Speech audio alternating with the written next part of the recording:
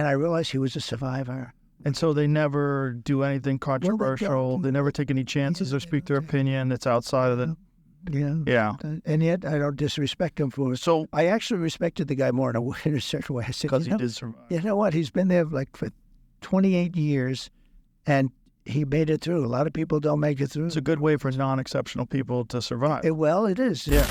So it's very dangerous. Picking people that are outside of politics is somewhat dangerous. So you're kind of stuck in a position where you have to pick established people. And then the problem with established people is established people are already indoctrinated into the system. And they're stiffs in many cases. Stiffs. They're survivors.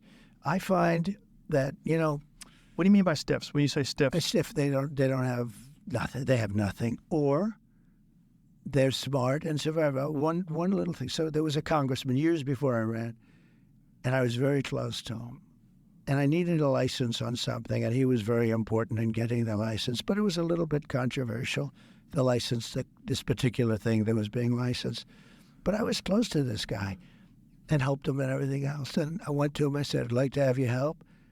And he said, let me take a look at it. I said, oh, that's not too good. But I really hope you can help. And anyway, he tapped me along for a long period of time and ultimately didn't do it. And I said, you are a stiff. You could have done this thing so easy, etc. But it was controversial.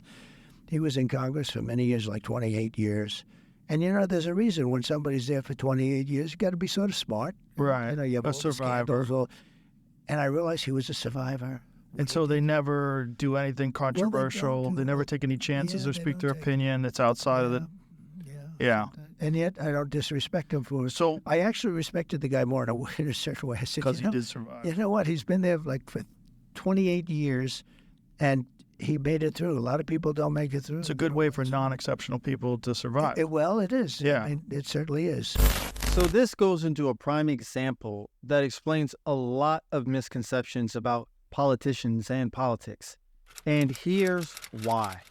If you have a conversation with a person about politics or just listen to politics being explained by different pundits on the news, often what comes up is the topic of what didn't get done and why it didn't get done. So on a large response to this, for people who are defending their political party or political politicians, always defend them in this way. The reason why Obama didn't get things done, or the reason why Biden didn't get things done, is because the other political side didn't support them, or they didn't get enough votes in the Senate or House to pass the bill. This is a lie. Okay? And here's why. Within hours of Joe Biden becoming president, he signed 17 executive orders, some of them more famous than the others. The president and his constituents have a lot of power on things they can do immediately to implement policy and get rid of ones. One of them, as we greatly know, was Joe Biden signing the executive order to get rid of the policy in play that keeps border security high and forces asylum seekers to stay in Mexico. Executive orders are about. I want to make it clear, there's a lot of talk with good reason about the number of executive orders that I've signed. I'm not making new law. I'm eliminating bad policy.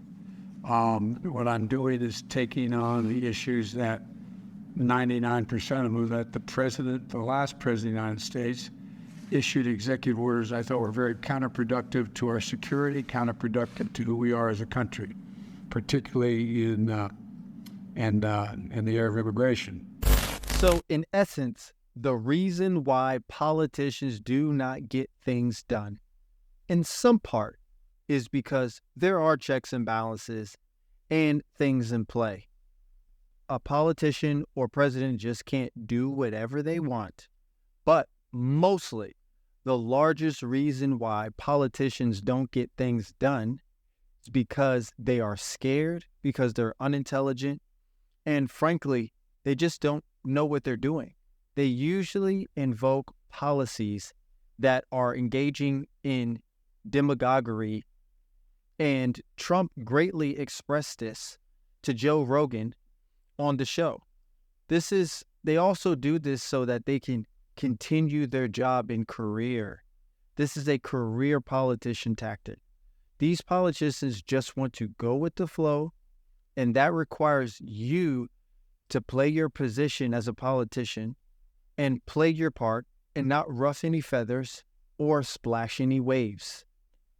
Okay, I've said to myself before, many years ago, why is it that politicians campaign, you don't see them for 4 years, and then they come out of the woodworks after 4 years and start waving and campaigning and acting like they did so much when they did nothing? Why? Because that is the politician playbook. That's why when Trump came in, he became so popular, because he's a businessman who does different things and get things done. It's part of the reason why a lot of people don't like him, is because he just doesn't play his position. He does do things. He does ruff feathers. So don't let anyone convince you that these politicians can't do anything, because it's a lie.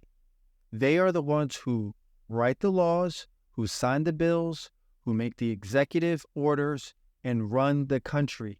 They have and are responsible for the 3 branches of government.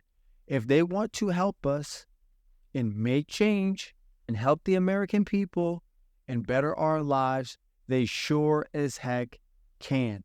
And when they say the reason why we couldn't get something done was because they couldn't do absolutely anything, what they are telling you is an absolute lie. So that's all I got for you when it comes to this video. I'm Mr. Rembrandt. Make sure you like and subscribe to this video. I'll see you on the next video.